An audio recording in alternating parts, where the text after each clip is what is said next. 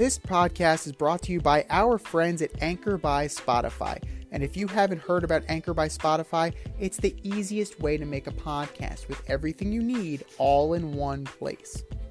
Let me explain. Anchor has tools that allow you to record and edit your podcast right from your phone or computer. No specialty training or equipment needed. When hosting on Anchor, you can distribute your podcast worldwide on listening platforms like Spotify, Apple Podcast, and many more. It's everything you need to make a podcast all in one place. And best of all, like I've been saying, Anchor is totally free. It's free. Download the Anchor app today or go to anchor.fm to get started and make your podcast dreams a reality. That's anchor.fm. What are you waiting for? Download the app.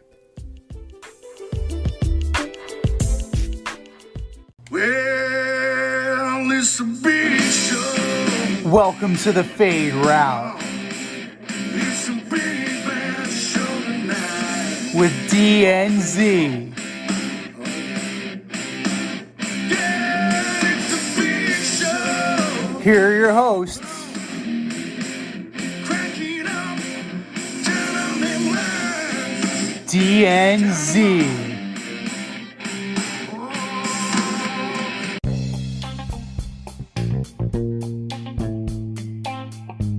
Welcome to this week's episode of the Fade Route with DNZ, special Friday edition. I am D, and we've got a great show for you today. The Astros go up 2-0 on the Yankees. The Padres and the Phillies are tied at one game apiece. And Zion and the Pelicans blow out the Nets. But we begin today's show with a trade that went down last night. Panthers star running back Christian McCaffrey was traded to the 49ers for a second, a third, and a fourth in the 2023 draft, and a fifth rounder in the 2024 draft. The 49ers have been struggling to keep their backs healthy, and Christian McCaffrey should certainly fill the void Elijah Mitchell left earlier in the season. So, Z, I ask you, what does this trade do for the 49ers? Well, it depletes their... First and foremost, it depletes their draft capital because you're looking at a second, a third, and a fourth round pick and a fifth round pick in the 2024 draft. They're just going Los Angeles Rams on everybody. Fuck them picks. Fuck them picks. Fuck them picks. But I don't know. I mean, they were smart enough to not send a first round pick to Carolina. So I think even Carolina realizes that a first round pick would be a reach for a guy that I think we can all agree is injury prone. And Christian McCaffrey even leans into the joke where he said, I took a shit and I'm surprised they didn't end up on IR. Jeez. So like he's aware of his situation, but he's a dynamic player when he's on the field. The problem is this year he's been on the field like a JV level team, right? If there was relegation, the Carolina Panthers would probably be in the AF. And the AF hasn't been operating since 2019.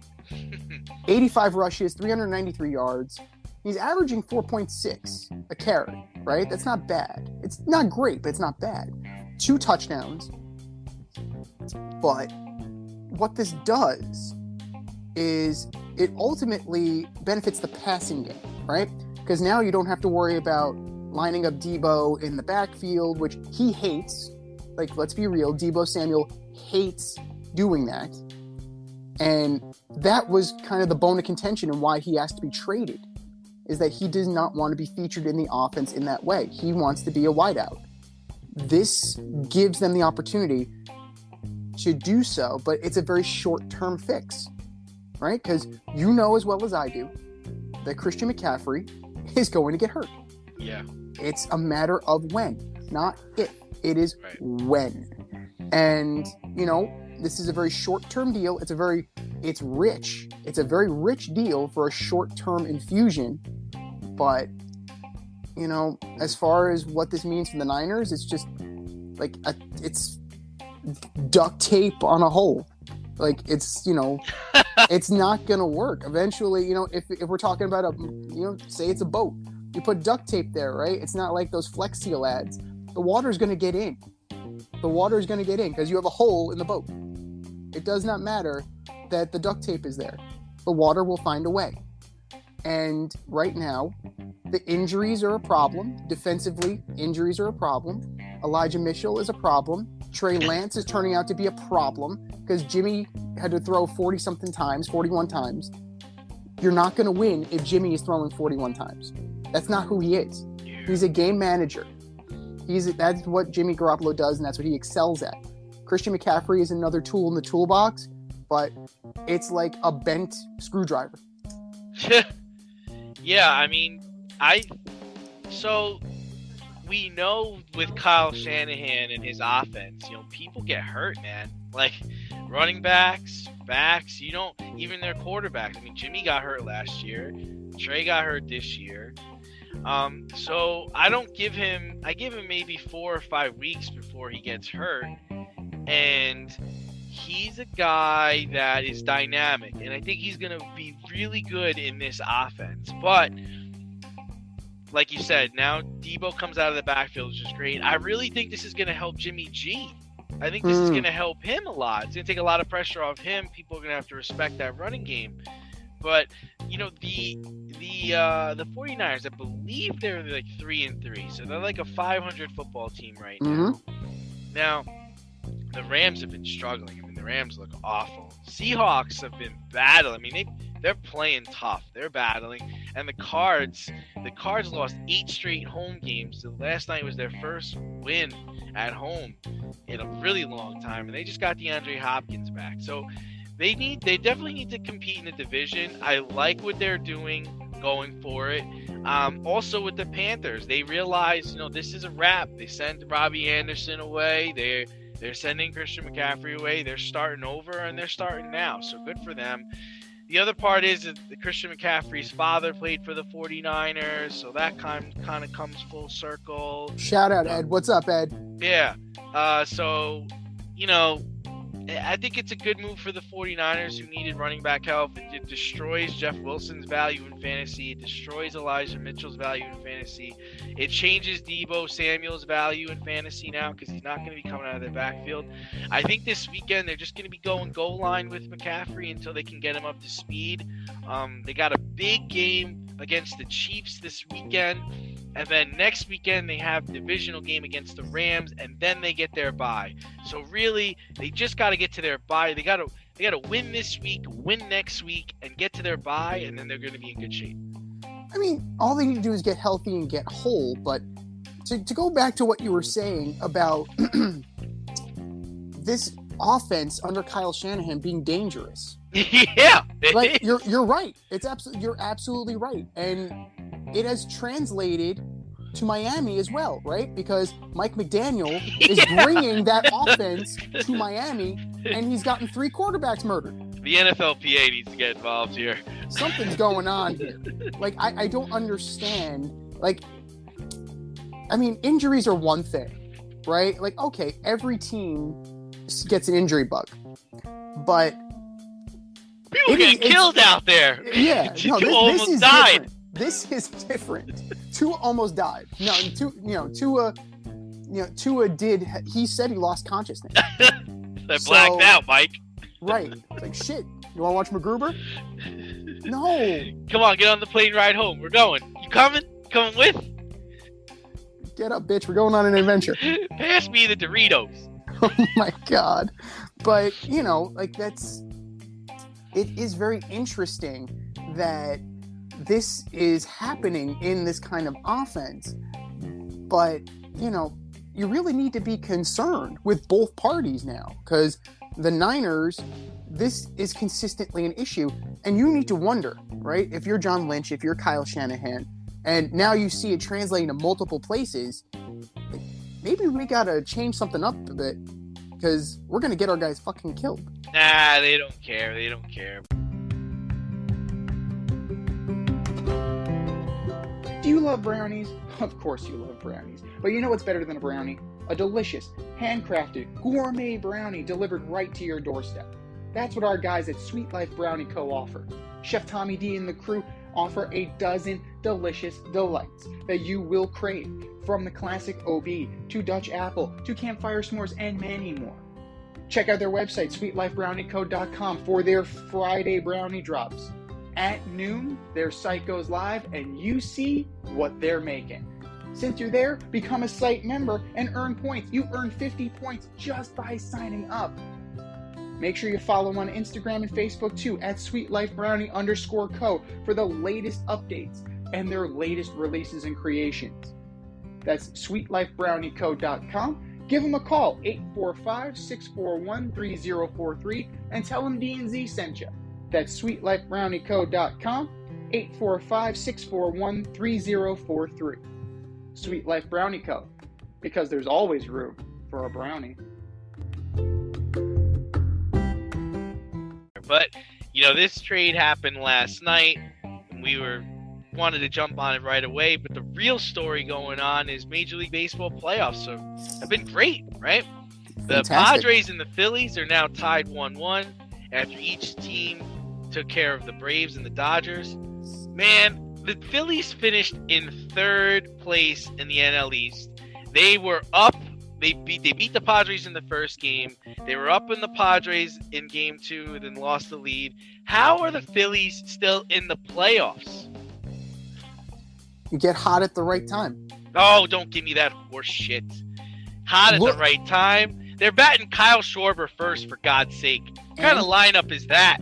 And what's your point? This is an analytics wet dream. Zach Wheeler, your boy, is their Not my ace. boy. I never liked him. Aaron Nola is their second guy. Like, come on, man. Like, No. This is not a good baseball team. no, they're not. So this is what I'll say, right? It's like I'm all for parity. I'm fine with that. I do always want to see the best teams compete for a championship. In the beginning of the season, felt like the Phillies had a very good team because I thought they were going to bang the ball out of the park.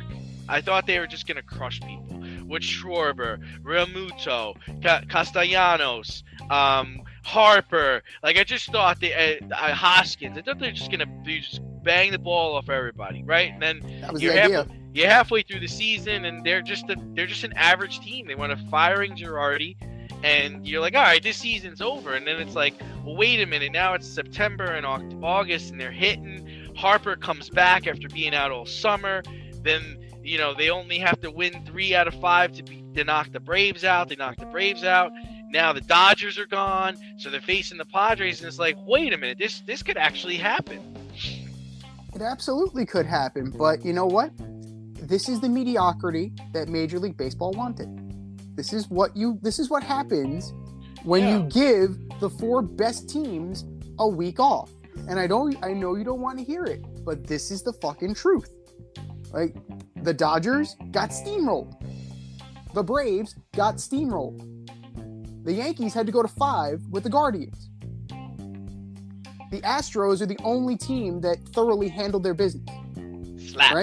And even then, the Mariners, they had to come back in every game. They did. It wasn't easy, but they're the only ones that truly slapped down their opponents. So there's something to be said for this playoff format being that fucked, okay? To where you have a competitive disadvantage for your best teams. And it renders the question. It begs the question, what is the point of the regular season? Why am I going to try and get the best record when I'm going to get a week off and I could possibly have a negative, possibly have a disadvantage moving forward? Because you're playing it like it doesn't matter. This shit matters, dude. Getting hot at the right time, getting healthy at the right time, it matters. Listen, I'm not going to complain about what happened to the Braves or the Dodgers. I'm not going to complain. I mean, they got beat. They didn't deserve to be there. That's fine. The only thing I have an issue with in the Major League playoff format, I don't care about the week off. That doesn't bother me, and you know that. The issue I had is the play-in game, right? It's like you're letting essentially 2 teams that really shouldn't be playing play each other, right? It's almost like a warm-up. And then you get thrown into a game where this year it just happened to be that the Phillies get thrown into a game with the Braves, they played 19 times this year. Mm-hmm. Like, they know how Fried's pitching. They know how the Braves are going to play certain situations. That's fine. You should know your opponent, but that's what hurt in that situation. Now, if the Phillies knock off the Braves and the Phillies beat the Padres and the Phillies go into the World Series and they beat the Astros, man, hats off to the Phillies, right? I mean, forget about getting hot. I mean, you ran through the gauntlet and you came out on top. It's hard to argue against that. No, it's hard to argue against that, but it's also hard to argue that the road was not made easier. And the road was definitely made easier by this format. Now, I can totally see a complete overcorrection in the opposite direction. We know that Major League Baseball is looking to expand. We know this. They're actively looking for sites and ownership groups. The moment when the ink is dry on the two new teams, because it's going to be two, right? You're at 30 now, you want to get to 32. 32 means 4 even divisions of 4. So 16 per league. That means you're going to have 8 teams in the playoffs. They're just going to keep adding. This is bound to happen. And we're going to get closer and closer to the format that every other major sport has. And it's only a matter of time. It is inevitable. And all that's going to do is further dilute the game. Yeah, so moving on to the other side, right?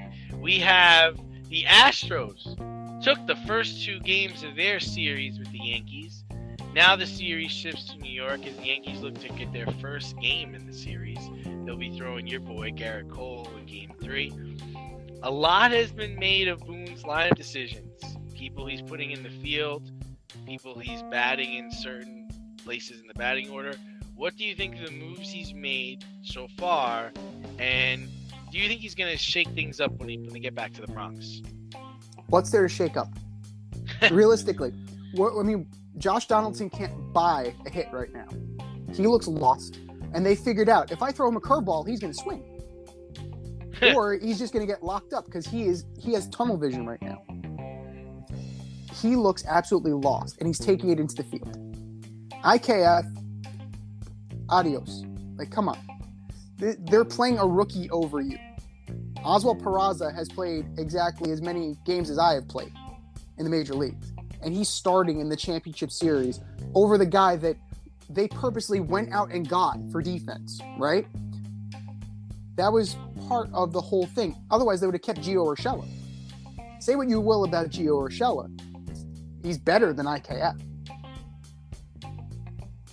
I don't know about that, man. I mean, Gio Urshela. Yeah, look at the numbers. Look at how he performed.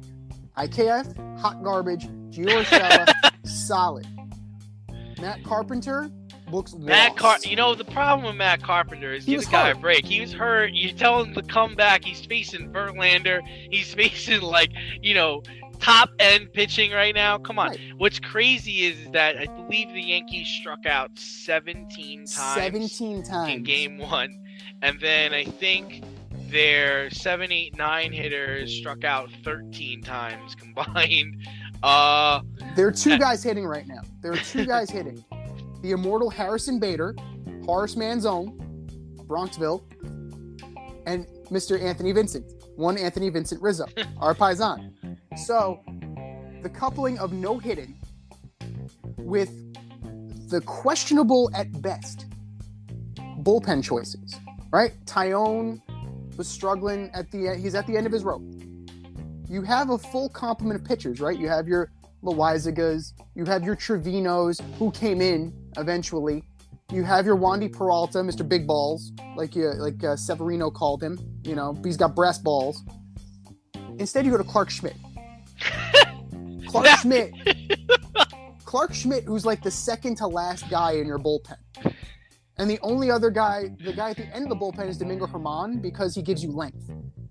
That's the only reason why Domingo Germán doesn't go in ahead of Clark Schmidt, and he gets the job done. He gets Tucker to ground into that double play. That's it. Yeah, and then what? And then he comes back. He comes back in the next inning and bomb. He was so excited. He was so excited that he got the ground down double play, pumping his fist, his chest, and they're like, "All right, nice inning. You're going back out there, huh? What? Well, I Skip.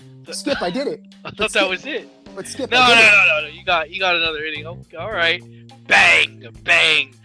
Listen. But Boone set this guy up for failure. Boone has been setting up a lot of people. But this just goes back to really the smoke and mirrors that was the Yankees this year, right? I mean, yeah, they had a great record, but I said it all summer. You can't bat Rizzo, then Stanton, and then Joe. Like, you can't create a lineup like that. Like, the bottom of the Yankees lineup is just hot garbage. It's just hot garbage. And when you get into the playoffs and you're facing elite pitching every night, it just doesn't work. I mean, I'm going to call bullshit on that for just 1 second. Let's look at the immortal bottom of the lineup of the Astros. Aledmys Diaz, right? Chas McCormick, and Martin Maldonado. But wait a minute. Those guys are getting on base, though. They're getting on base. McCormick hit a home run. Maldonado drew a key walk in the game. Like, they're seeing pitches. They're players. They might not be elite talent, and they might not start on every team in Major League Baseball, but they're getting on base. They're making people work to get them out. I mean, come on, you can't really believe that. I believe you match up talent for talent. That talent is inferior to what the Yankees are putting out. The problem is they're not maximizing that talent. They ran up against Justin Verlander, they ran up against Framber Valdez. These alleged superstars, right? Your Josh Donaldsons, your Gleyber Torreses, your, IKFs. Like, say what you will about him, but they brought him in specifically to take the reins at shortstop because Gleyber couldn't hack it. Who they really miss is DJ LeMahieu. A healthy DJ LeMahieu lengthens this lineup, and it gets IKF out of the fucking lineup. But the other DJ can play second. Yeah, but the other part with DJ LeMahieu is not DJ LeMahieu this year. You need DJ LeMahieu from 2 years ago to help this team. Right. Well, injuries be damned. But the other part is I don't appreciate is when you listen to New York radio, all the Yankee fans are crying. And everybody's saying, "Oh, we're the underdog." It's like, listen, I don't want to fucking hear it. You guys had the best record in Major League Baseball for the majority of the season. You still finished with one of the best records. They're probably the second best team left in regards of record wise, right? So I don't want to hear it. You went out and get Harrison Baynard at the trade deadline, who is actually doing very well for them. Okay, you messed up with Aroldis Chapman. You didn't want to trade Volpe for better talent, right? You put yourselves in this situation. And I don't want to hear about the Astros and they're cheating. Listen, the Astros have been building this thing for 5 years. They said goodbye to Correa. They said goodbye to Springer, and they said hello Jordan Alvarez, hello Valdez, McCullers. We got a new way of winning. We got a good coach, Dusty Baker, and look at one of their best players can't even buy a hit right now. Altuve, I don't think he's 0 for 22 or 0 for 25, but they're making it work. They're winning. Chapman's not on the roster. That's why Altuve's not hitting. but that's on the Yankees. I'm tired of hearing the crying. You're the New York Yankees. You've got 27, 28 world championships, whatever it is. You love sticking your chest out against all these other teams and all these other franchises. You want to shit on Houston because they cheated to win their World Series. Everybody forgets that Yankees won 4 of their 6 championships during their heyday in the steroid era, when half of the team was on steroids, and their clubhouse guy, Roger Clemens' trainer, was giving just out steroids the whole league, man. So I don't want to hear about cheating. This is a fair and square series. The Yankees have their ace pitching on in the next game, in Game 3, go beat them. You guys decided to go for Cole when you could have went and signed a Justin Verlander this past offseason. Imagine if the Yankees had Verlander this year. Jeez. Be pretty good. It definitely would be pretty good. But did you hear, just to piggyback off what we were saying before, did you hear Aaron Boone on the Michael Kay show yesterday? No. So what happened was Michael Kay asks a question about Matt Carpenter, asking if it's fair that you didn't use Matt Carpenter in that Texas series to get him up to game speed. Instead, you chose to have him play in a simulated game against rehabbing players and minor leaguers when he could have gotten live bullets in. And his first taste of live action, you're throwing him out there against Justin fucking Verlander. To which Boone pauses, takes a beat, chuckles a little bit, and says, "You're unbelievable." Oh.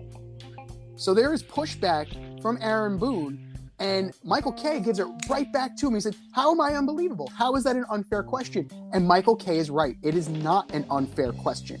So there are, the emperor is starting to see that he has no clothes. So it's one of the two things. And I said this to my girl yesterday. Shout out, baby. I love you. But lots of shout outs today. We're shouting at Ed McCaffrey and my girl. We're good. I'm feeling the love. I love you, Ed McCaffrey. Didn't want him to feel left out. We love you too, Ed. But it's one of two things. It exposes the fact that Brian Cashman's really running this team and Aaron Boone has no answers. Or Aaron Boone feels entitled to some kind of protection for stupidity. And how many years of stupidity can Yankee fans actually excuse? Right? And Listen, I frankly I think he deserves nothing. Yeah, but Chris Carpenter, I love the guy. I loved him when he was I'm sorry, not Chris Carpenter, Matt Carpenter. I loved both Cardinals. Both were Cardinals. So yeah, I loved him when he was a Cardinal. I always thought he was a phenomenal player just because of his versatility, his ability to hit. And it's possible that Boone was really just relying on him being a veteran and saying, "Hey, man, like you've been around for a long time, and I know you've been hurt, but I do think you can just get in there and hack it." And I wouldn't be. I like Boone. I like Aaron Boone a lot, actually. I like him as a manager. I like how he's just real about things. Like, I don't feel like he sugarcoats stuff. Even like what you telling me went at Michael Kay yesterday. Good for him.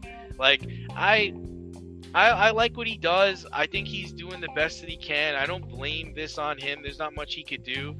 The only thing I'd say with him is I don't like the way he bats his lineup. I don't like the way he makes his lineup out. I don't like Aaron Judge hitting second. And I've said this to everybody I talk to. The problem with him batting second is if you get that leadoff guy out, I no longer have to pitch to Aaron Judge. I'll pitch around him if I walk him, whatever. Rizzo's up next. He's a 240, 250 hitter. Or Stanton, it's either bomb or bust with that guy. So I'd rather take my chances against him. And it just never, in my opinion, it just never works out coming around the lineup. Like, very rarely do I see Aaron Judge get up with, like, bases loaded. Or do I see him get up with a runner on second and third or something like that, because he's batting second. So the bottom of the order, which we just said is trash, doesn't get on base. So when he gets up, there's no one for him to knock in. Where now, if you changed it and you bat him fourth and you have a Bader in front of him, or you have, I don't really like Rizzo, but if you want to put Rizzo at bat third, he's got a chance to knock some people in. I don't like the way they do the lineup. Well, spin this forward, right? We're going to be in the off season very soon, in a couple weeks, and the rumors are already flowing, right? There's no guarantees that the Yankees will bring back Aaron Judge. Ohtani is out there. Now, do you, as the Yankees, right, try and give up the farm to bring in a pair? You bring in Ohtani and you bring in Anthony Rendon. Yeah, The problem with that is Rendon is just hurt all the time. That's number one. It's not him. But I find but he's better than Donaldson. I find it very, very unlikely that the Angels are gonna deal. That the Angels are going to deal Ohtani before the trade deadline because he's only got a 1-year, $30 million contract. They're going to try to get as much out of him for at least half the season before they flip him. And I don't know how much teams are really going to be willing to give up when it's a year rental and you really don't know, what if he's going to play for you. Right. Well, here's the thing. Here's the selling point. If I'm Perry Manassi, right? You're not just getting one player. You're getting two. Plus you're going to get Anthony Rendon. You're going to get Ohtani the pitcher, and you're going to get Ohtani the hitter. You're getting your everyday DH, and on the fifth day, you're going to get him in the rotation. So if you're going to sell him on that, that's how I can recoup a shit ton of prospects for this. If you frame it that way, because here's why it's risky for them to keep Ohtani. Because the longer it goes, right, because he's such a unique talent, the longer it lingers, the greater chance there is that he gets injured. Yeah. And that, you just shot yourself in the foot. So you need to strike while the iron is hot. You need to make sure that you're out in front of this thing and you maximize as much as possible in that return. And the only way to do that is you got to go to the big fish, right? You have to go to the teams with the best minor league systems, and you have to go to the hungriest teams. And the Yankees are going to be starving for pitching. Avoid messy accidents. Get better stopping power with your brake pads. Callahan brake pads. You never know when you'll be driving in the road and there will be a truck tire that you need to avoid and save your family. Callahan Auto. We really care about what's under your hood. Well, it certainly looked like one basketball team shot itself in the foot this past weekend. Oy. So the basketball season opened in the shadow of Major League Baseball playoffs. One of the surprising games from the opening week was the Pelicans blowing out the Nets in Brooklyn by over 20 points, 22 to be exactly. Your boy, Ben Simmons, 5 rebounds, 5 assists, 4 points, and I believe he fouled out of the game. Oh, you believe correctly. So how should we make this about the Nets, or should we make this about the Pelicans? I mean, how good are the Pelicans with Zion Williamson? Well, speaking of hungry, Zion was hungry to get back on the court, right? And he showed it, 25 and 9. Like, good. Like, he was a plus 13. Wait. Was that Ben's line, or was that Williamson's line? That was Zion's line. Oh, Zion. Oh, that was wow. Zion. So that guy wants to play basketball. Right. That guy's excited to be back and playing basketball, right? Ben put up a triple single. 4, 5, and 5. A minus 26. Oh. And he got fouled out. And the iconic image of the three of them in their warm-ups watching. If you're a fan of Schadenfreude, if you're a fan of Karma, then that image was one for you. But it's one game. Like, I am not here to bury the Nets. The Nets will bury themselves. The Nets will bury themselves. Yeah. The Nets will bury themselves. I don't need to do anything. I'm here to praise the Pelicans, right? You're looking at Valanciunas had a double-double, right? 15 and 13. Brandon Ingram, 28 and 7. He's their guy, man. 21 and 4. Like, they're primed to take that next step, right? The West is weak. Utah decided to blow things up. The Lakers stink. Like, there's plenty of room. There's plenty of space. I really liked the way the Bulls looked this opening game. They beat the Heat. I really liked how the Cavaliers looked. I really think the Cavaliers are going to compete And man, the Clippers just knocked off the Lakers last night. Kawhi, I think, hit the game-winning shot or He did. hit a clutch shot. But that's the thing. The Clippers look good. The Clippers look good. They're going to fill the vacuum, right? It's a 4 to 5 team, right? You can pretty much fill in the top 5 right now, and everybody else is going to be battling for the scraps. Just to go back to the Nets for a minute. I mean, you're not going to beat many teams giving up 32 points in a quarter, 40 points in a quarter. I mean, they gave up 72 points just in the second half. There's only one team that could do it, and that was the D'Antoni Suns. Because they would give up 32, but they would have scored 52. Right.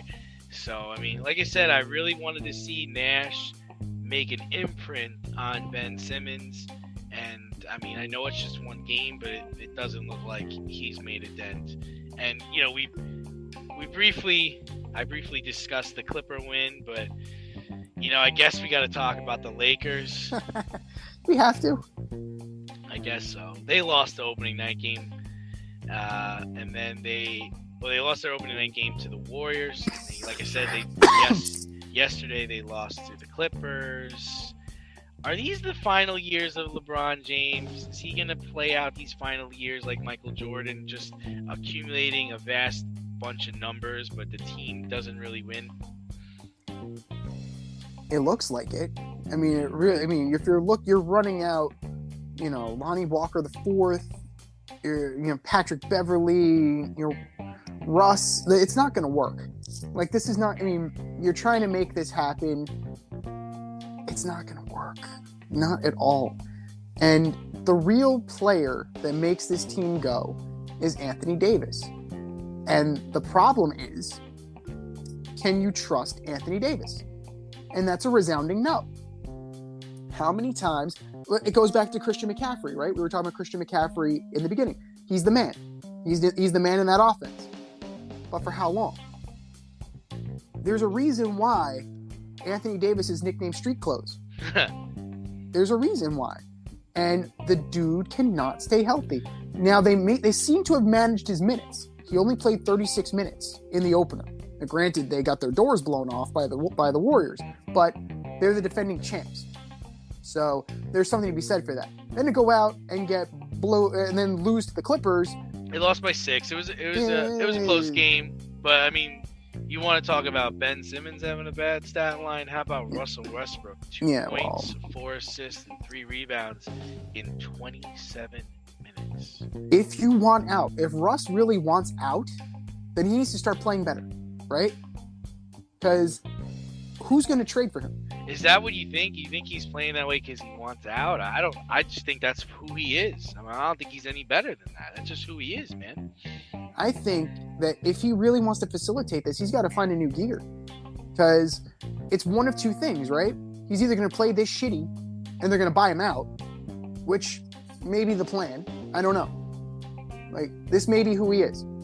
But either he's going to play this shitty and they're going to buy him out, or he's going to play well enough that a team is going to come calling. Because that Indiana deal was the best deal possible, and I'd rather have Buddy Hield. Like, wouldn't you? Like, I'd rather have like a warm cup of soup. Like, this isn't working. It's disappointing to see Kendrick Nunn too not really get any burn or not really play well. I thought he was really good coming out of college. Yeah, well, I mean, he never should have left Miami. Kendrick Nunn never should have left Miami.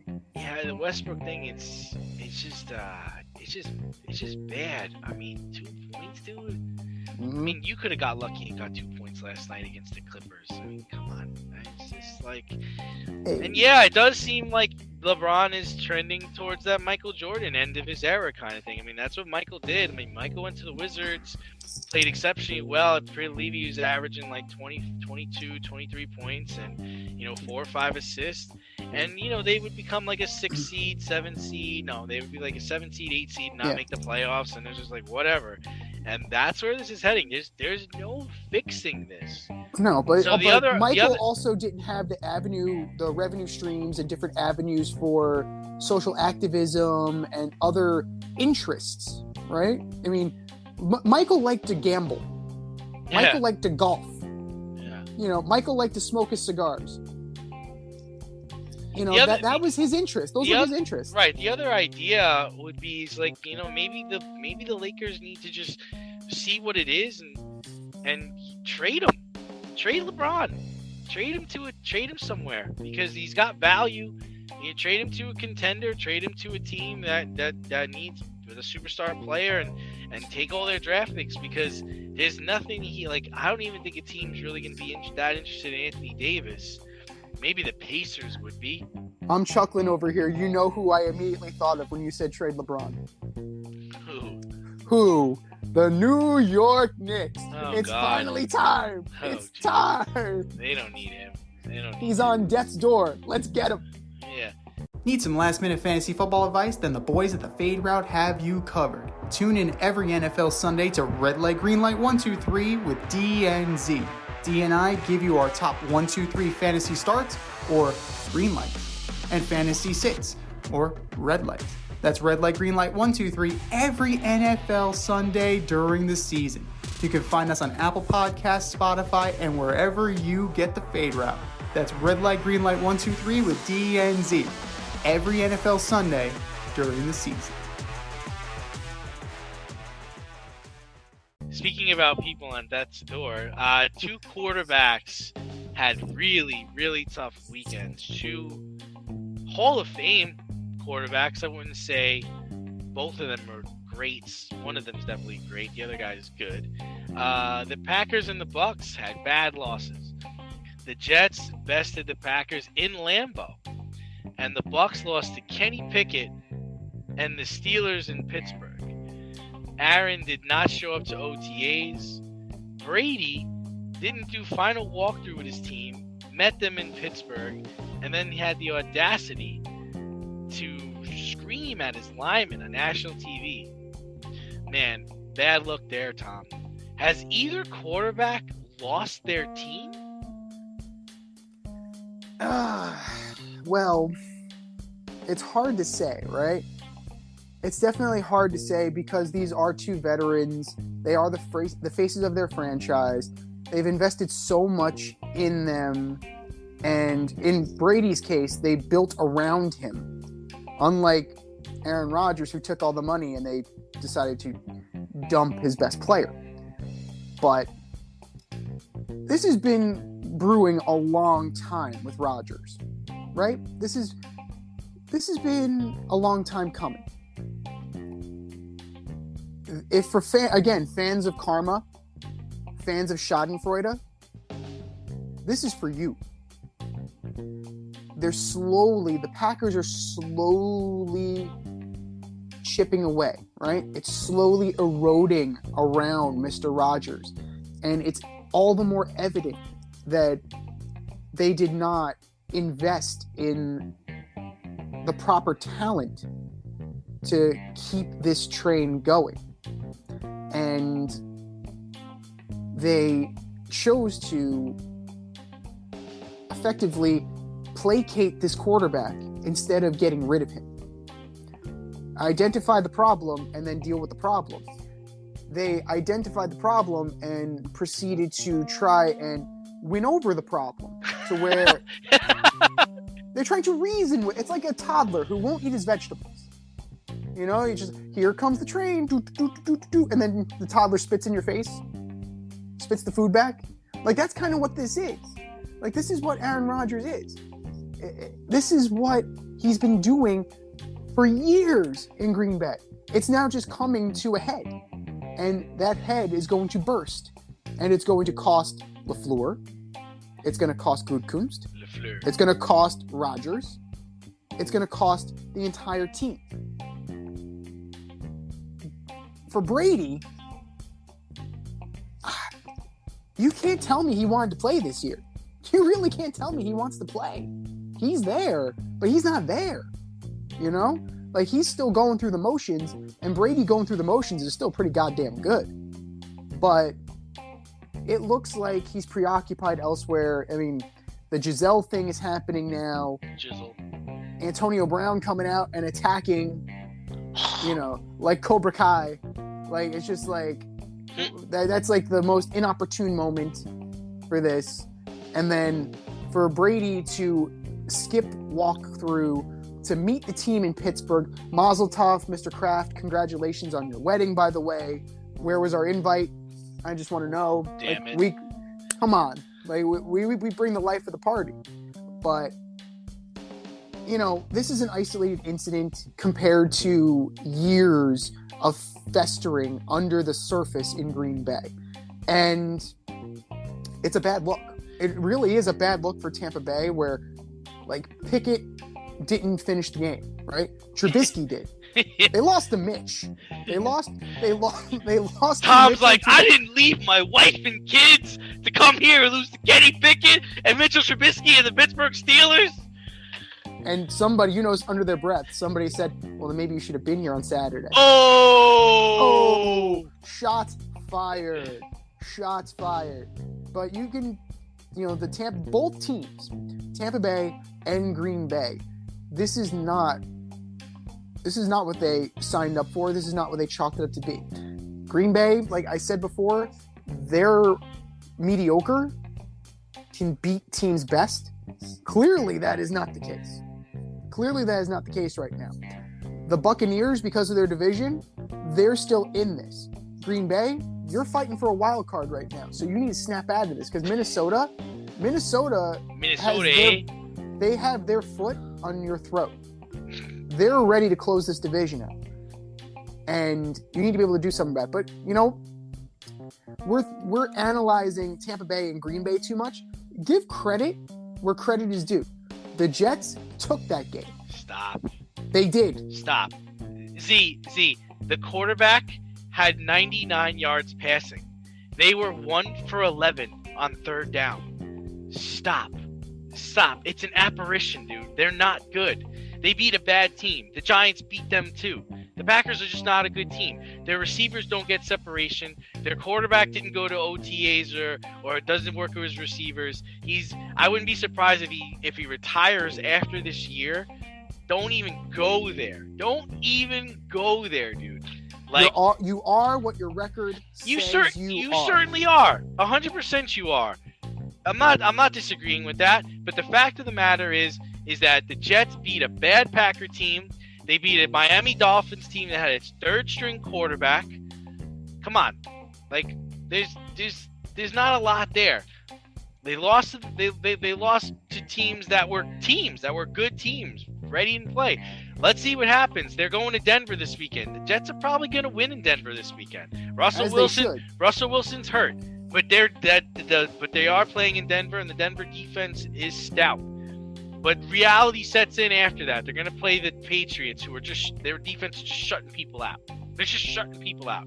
So if the Jets win in Denver, win in New England, okay, I'm a believer. Until their quarterback throws for more than 100 yards, the situation in New York is bad when you have your wide receiver Elijah Moore asking for a trade because he's targeted 0 times in the passing game. The team's 4-2, but you're asking to be traded? Right. What does that tell you? That tells me that he's a bad teammate. Oh, stop! That tells me he's looking around being like, this isn't going anywhere. This isn't going anywhere. This isn't real. You're telling me that if Elijah Moore, right, was, let's say he was on the Miami Dolphins. Okay. Let's say Elijah Moore is on the Miami Dolphins. He's got Jalen Waddle, Tyreek Hill, and let's say the Dolphins were 4-2. You're telling me he's going to ask for a trade? Yes, because that's who he is. No way. Yes. Here's why. There's a reason why he fell to the Jets. Well, he's a trash person. I know that. I know what he did. I know what he did at Ole Miss. He's a trash person. But still, he's on a team that had 99 yards passing and he wasn't targeted. Get me the fuck out of here. Are you kidding me? That's like being on the bench on a team that doesn't have any fucking wins. Get me out of here. I don't want to be here anymore. Let me go play for the Panthers because I know I'm going to get the ball there, and that's what I'm a wide receiver. I'm a football player. I mean, right now I'm going out there and fucking blocking people. I'm with him. I'm 100% with him. It's not having been a bad teammate. I want to contribute to the win. I'm not contributing to the win if I'm not getting targets. I'm not getting targets. What am I, a fucking distraction? Like, come on, man. Yes, because now we're talking about you instead of talking about the Broncos. Total trash teammate, trash play. Goodbye. Don't let the door hit you on the way Vaya out to con Houston. Dios, my friend. Vaya con Dios, muchacho. So when you get traded for Brandon Cooks, right? Oh, when you get traded for Brandon Cooks, because that seems to be the move. Like, what are we gonna do? Let's trade for Brandon Cooks. He doesn't want to leave Houston. Who gives a shit? I didn't ask you that. That's not what I said. That's not what I asked you. No. I said, how do you like New York winter? But no, that's exactly what I'm talking about. You cannot be a 51-1 guy. Like, that's not how this works. You need to be able to fit into the team concept. There's a reason, same reason why Denzel Mims can't get on the field. Like, you need to be able to do more. Guy. Cut him. Let him go. Feel bad for that guy too, man. It's like, yo, I just want to play football somewhere. Why'd you draft me? Why did I get drafted here? You know what? If you want to play better. There's a great idea. You want to crack the lineup? Play better. You want to crack the lineup? Contribute to special teams. Denzel Mims doesn't play special teams. You need to do something. You're such a homer. You're such a company man. You need to. Absolutely, I'm a company man. These teams will be here long after the players. So here's the thing. If you want to play, you need to do something to stand out, and you need to make yourself usable. You need to make yourself accountable. You need to make yourself trustworthy in the eyes of the coaching staff. If it's not going to happen, then you need to go. So if you're not willing or you're not able to do it, then goodbye and let somebody else move in. And that's a lot. I mean, that goes for Green Bay too. You're going to have guys like Lazard, Romeo Doubs, the immortal Amari Rodgers. Like, if you guys, it's time. You either step up or step out. And I think that's what needs to happen. And the veteran presence of Randall Cobb, no offense to Randall Cobb, he's a great player, was a great player. Like, he's just playing out the string now at his point in his career. Like, that's evident. Like, they're not being pushed. They're not being taken into account. The only person that is, like, doing anything is Aaron Rodgers. He's bitching to the media. That's what he's doing. Instead of working with players, he's going around and he's doing the passive-aggressive need to simplify the offense. LaFleur doesn't even know what that means. Good for you, coach. You don't know what... Everybody needs to get in a room. Get in a room and figure this shit out. LaFleur. Same thing with Tampa Bay.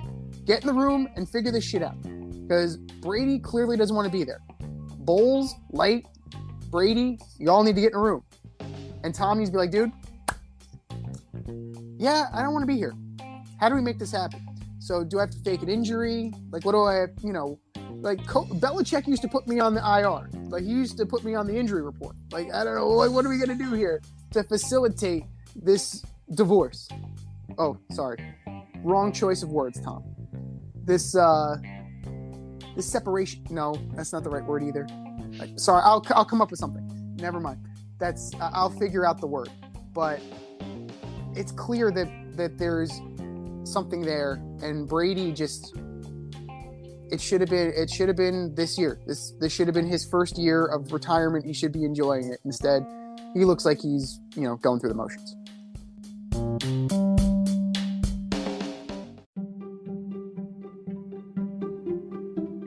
The choice is yours.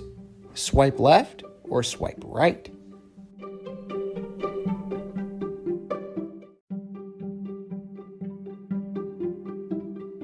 All right, boys and girls, we have a special edition of Swipe Left or Swipe Right. It is the NFL quarterback edition. We have 3 starting quarterbacks, and we're either going to swipe left or swipe right on them. Swipe left or swipe right. Number 1, Patriots quarterback Bailey Zappi. Yeah, this comes up because Mac Jones seems like he's ready to roll. Seems like he's ready to play this week.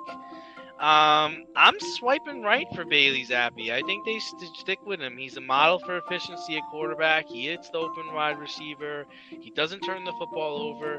There's no reason to, he wins. There's no reason to rush Mac Jones back. Mac Jones is your guy, but this guy is getting it done. So I stick with Bailey Zappi. You know who you just described, right? You know who that sounds like. Go ahead. One Mr. Jimmy G. Yeah. Wind it back from years ago. Bailey Z sounds like Jimmy G. Bailey Z sounds like a doctor. He's probably a dermatologist.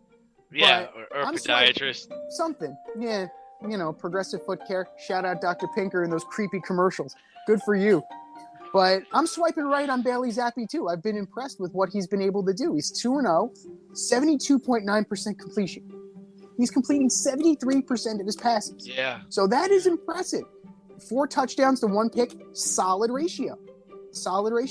And to be honest here, Mac Jones has not been where they thought he was going to be coming out of Alabama. And if Bailey Zappi can take the job, more power to him. It just underscores again, like for the highlight of Zappi in the 7th round or 6th round, wherever he was drafted, it's the low light of drafting Mac Jones in the 1st round. Like, it's the inconsistency of Bill Belichick as administrator, as talent evaluator. But Zappi is showing that in a short term, he's got the goods. Now, give him the rope. The same way that the Cowboys gave Cooper Rush the rope until Dak was totally ready, and Dak apparently is going to start against the Lions. Give Mac Jones the time. Give Bailey Zappi the time to prove that, he is this good or it was an aberration. You have nothing but time. You're playing the Bears this weekend, right? You're playing them on Monday night. Realistically, this is a fine game. This is a fine game for Mr. Zappi to show that he is as legit as we think he is. Because they get the Jets the week after that. And the Jets are not the pushover that the Bears are, right? In terms of, there are levels to this.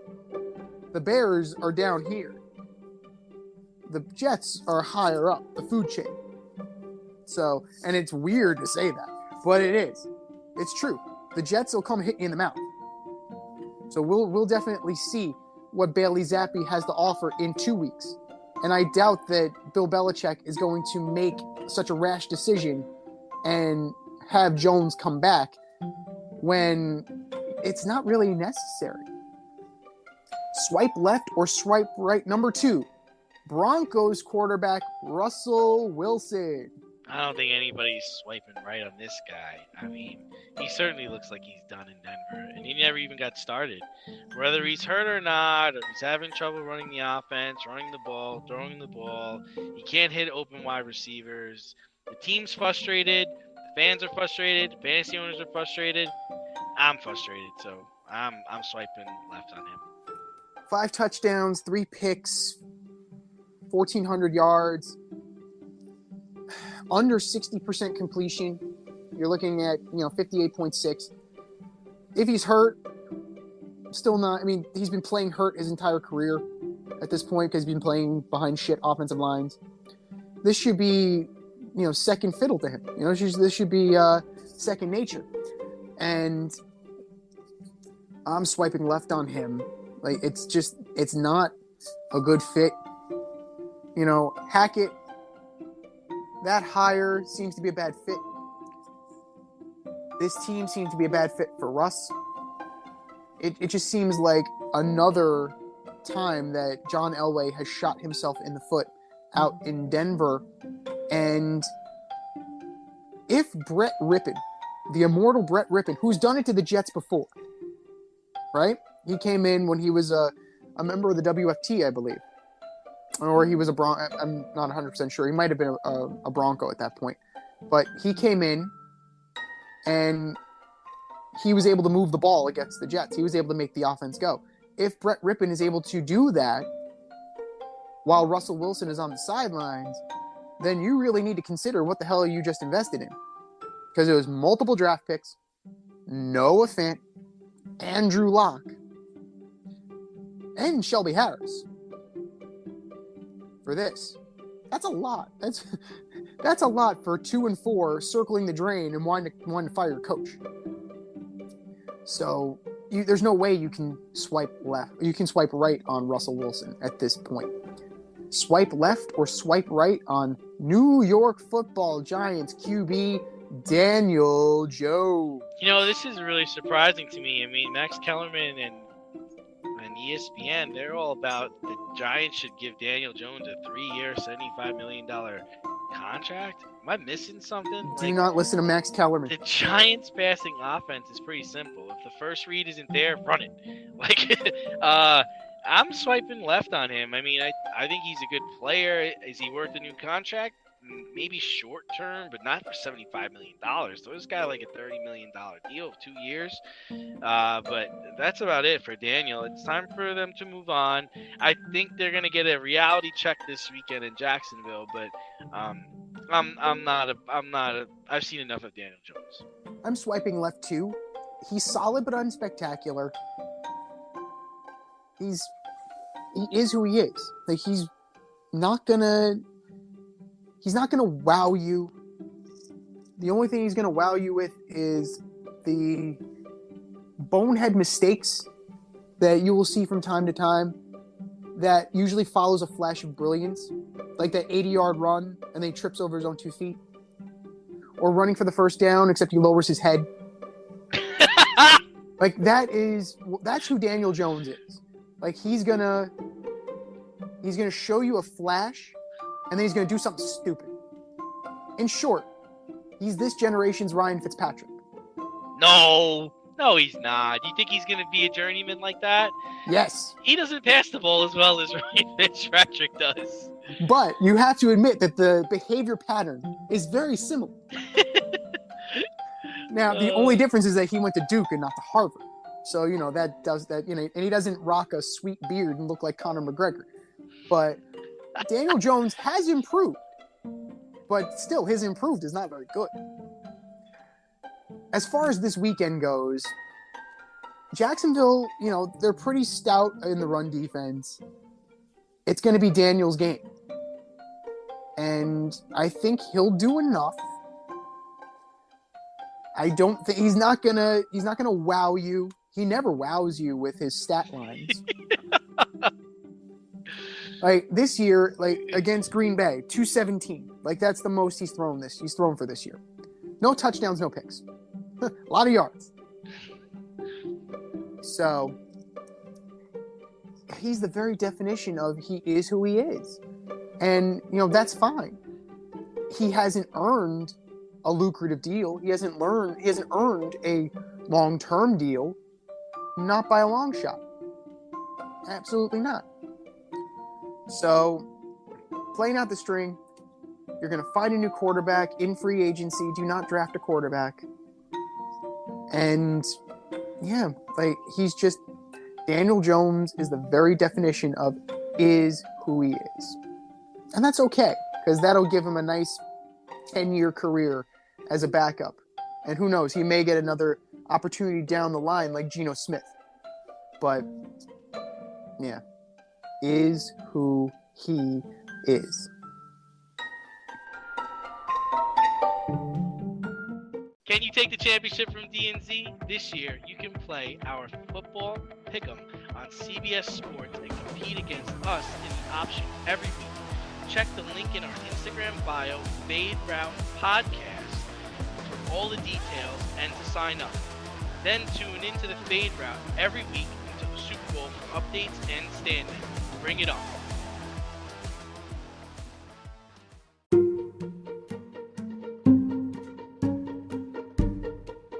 The Fade Store presents the Alleged Superstar of the Week Award.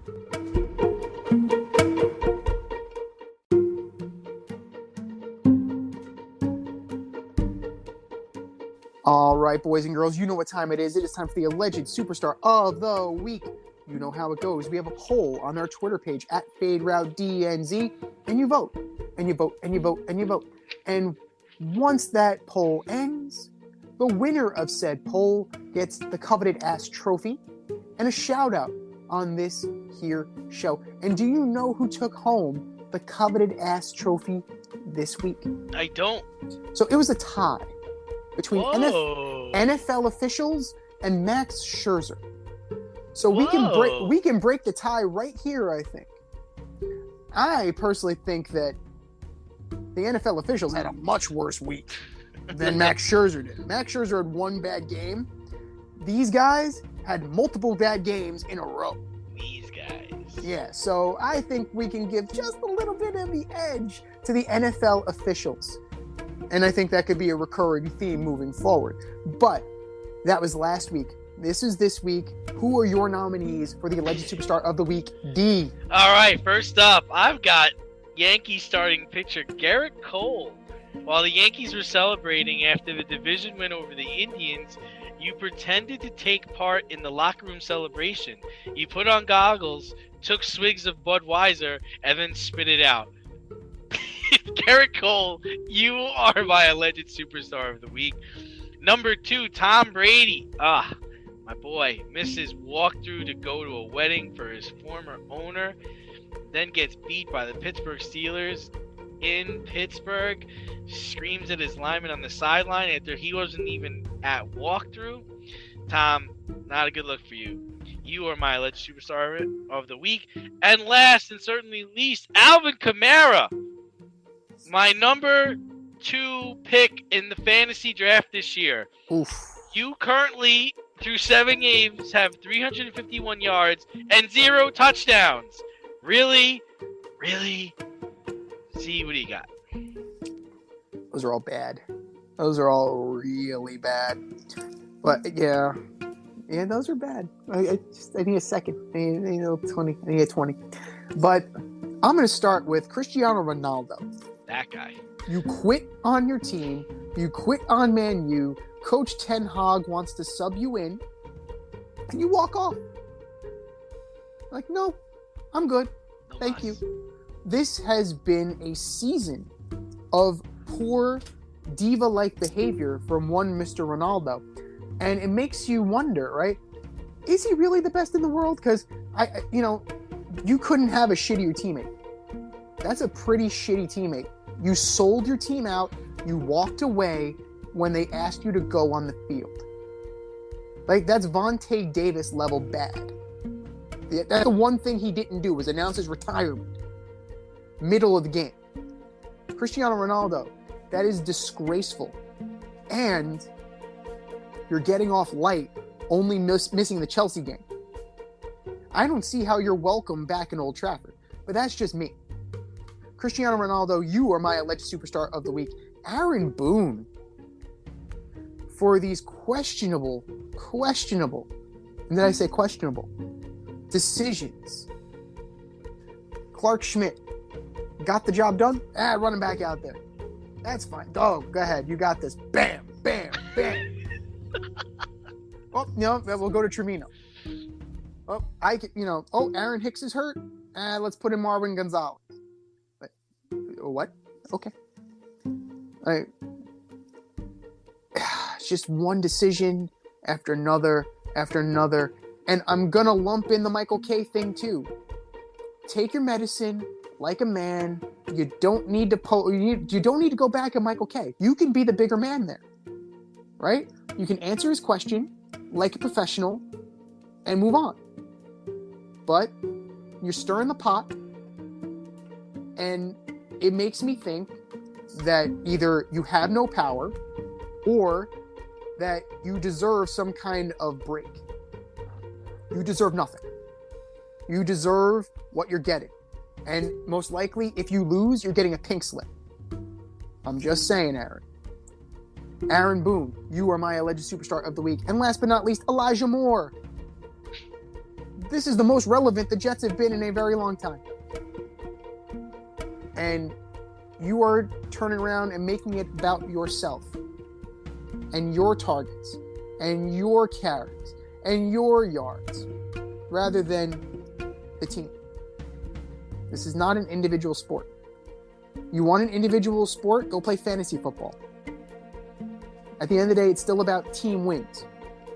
So if you get shipped out to the sorry no account Houston Texans or the sorry no account Chicago Bears or the NFL equivalent of Siberia, it's on you.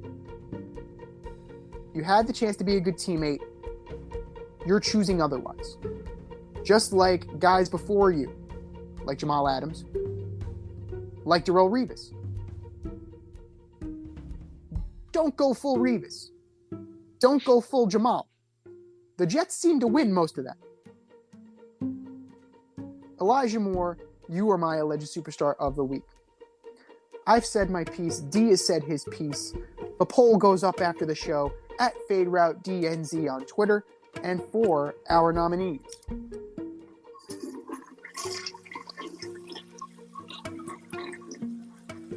Just do better, boys. Just do better.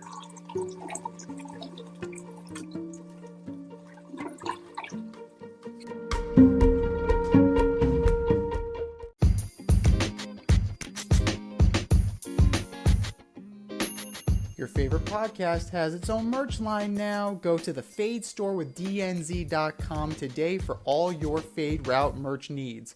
I'm talking tank tops, t-shirts, sweatshirts, like yoga pants, we got those too. Like some cool accessories, we got those too. And we're not done yet. We have so much more planned for you, but check out what we have today at the Fade Store with DNZ.com. That's the Fade Store with DNZ.com.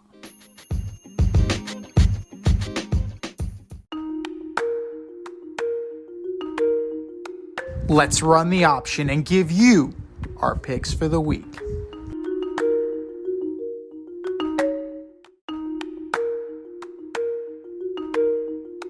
It is the option for week 7. And if you have not joined our CBS Pick'em League yet for the option, what are you waiting for? It's already week 7, guys. Get on there. Follow that Instagram link in bio at Fade Route Podcast. Sign up today and play against us. Had a pretty decent week last week. I took home the win, but Foxy is still in the lead. It's close though. The difference between first and second place is only 4 points, and we have a 3-way tie at second place. But it is time to go. We missed last night's game, but we both had the Cardinals. My apologies. Was under the weather. Won't happen again, or maybe it will. Who knows? We're going to go right into Sunday. The 2-4 Browns go into Baltimore to take on the 3-3 Ravens. I am taking Baltimore. Gotta think they rebound after that Giant loss. This is tough. This is a tough game. You would think so. Yeah, it's hard to see the Ravens losing this game. It's going to be close, but they got Tucker. The other team doesn't. That's all you need. Ravens win. The 3-3 Tampa Bay Bucks take on the 1-5 Carolina Panthers. Oh, Bucks. Carolina's giving up. Yeah, that's the white flag. They are waving the white flag. Bucks should take this pretty easily. You know, Brady can go to a bar mitzvah on Saturday. I mean, he went to the wedding last week. He can go to, he can go wherever he wants on Saturday. He'll be fine on Sunday. The 3-3 Falcons at the 3-3 Bengals. I originally chose the Bengals, but I'm going to say the Falcons. I think they're trying a little hard. This is going to be a shootout. I don't believe in the Falcons defense. Can't trust the Bengals defense. Can't trust the Bengals O-line. Grady Jarrett will get home. Now the question is, will it be considered a roughing the passer? He needs to rock Joe Burrow to bed. He's got to put his binky in, and he's got to tell him a lullaby. He's got to sing him a little lullaby. And then maybe they'll only give him 5 yards instead of 15. So I'm going to say the Bengals, they have a little more firepower, and that's what's going to take it home. The 1-4 Detroit Lions at the 4-2 Dallas Cowboys with one Dak Prescott under center. Dallas. It's going to be closer than we think. I think that Dak is going to take them back a notch. I really think that he slows this team down. And you really saw it. You saw it with Cooper Rush once he was in there. Dak struggled. Cooper did not. That being said, Cowboys are going to win by 7. The 5-1 New York Football Giants go into Jacksonville, which has been a house of horrors for them, to take on the 2-4 Jaguars. Yeah, I think it's a trap game, so I'm going to go with Jacksonville. Fool me once on Jacksonville. Actually, I got fooled 3 times this year on Jacksonville. So I'm going with the Giants. I think that they'll do just enough to win.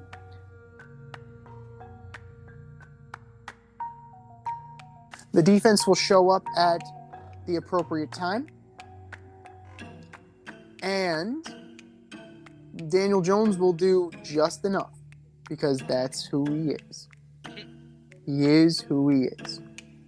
The 3-2-1 Colts in a division matchup go into Tennessee to take on the 3-2 Titans. Gonna take the Colts. I think they're surging. This is tough because this is really the definition of mediocre.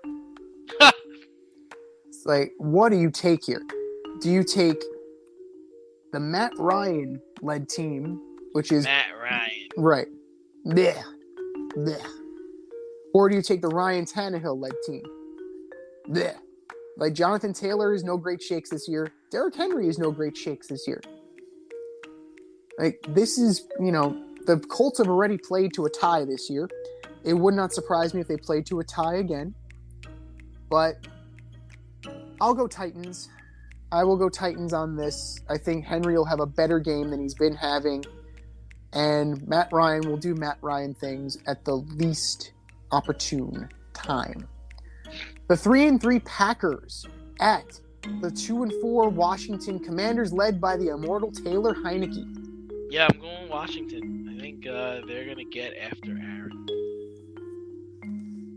Yeah, the Packers are swirling around the drain, but I'm going to go with the Packers because if they have any pride, they show up this game. If they fall to 3-4, you're officially in a free fall. And heads are going to roll. Heads are definitely going to start rolling in Green Bay. But I got them this week. We'll see.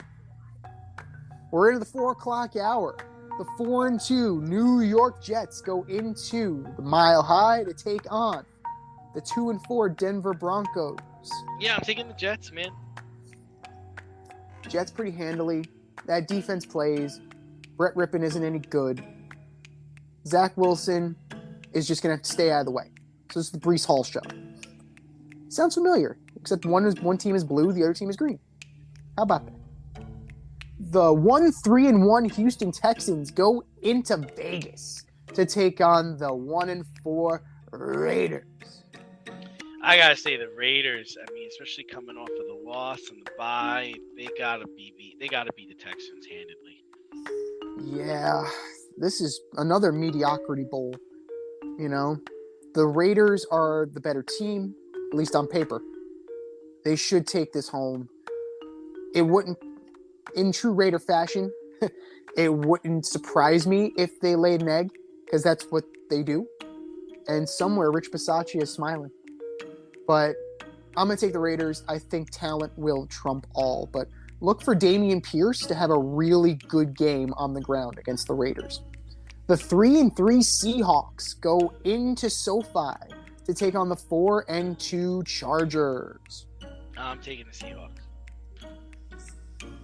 This is a tough game. This is a way tougher game than we could have thought at the beginning of the year, right? Seahawks aren't any good. They're rebuilding, but they're holding their own.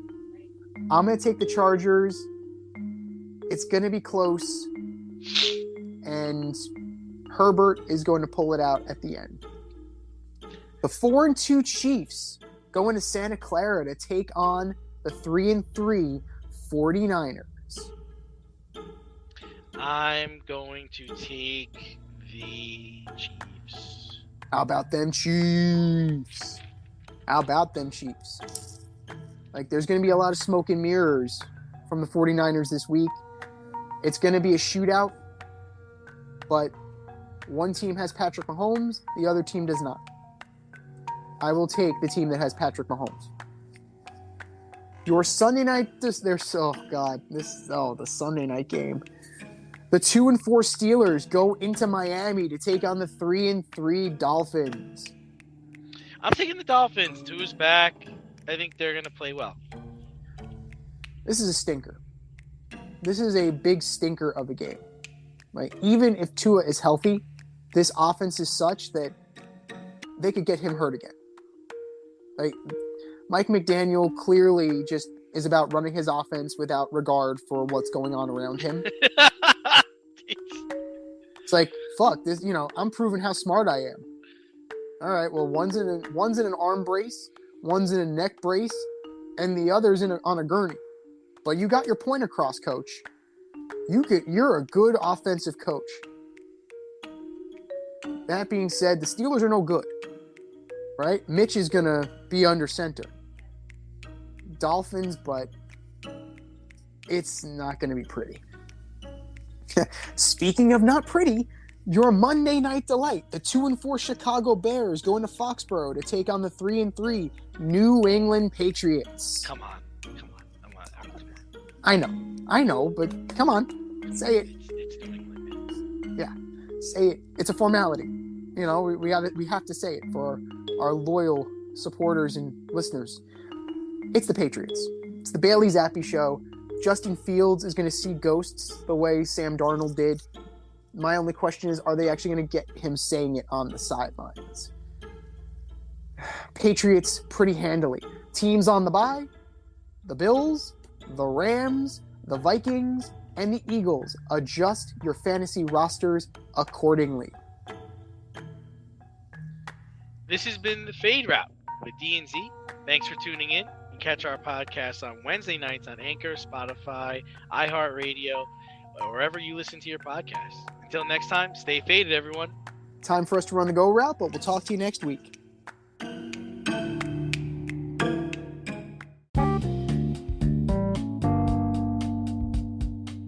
Want to get on the action, we want to hear from you. Hit us up, faderoutemail@gmail.com. Slide in our DMs on IG @FadeRoutePodcast. Drop us a DM on Twitter @FadeRouteDNZ. Comment on our YouTube channel, The Fade Route with DNZ. Questions, comments, picks, segment suggestions, you name it, we want to hear from you. Get at us, in crowd.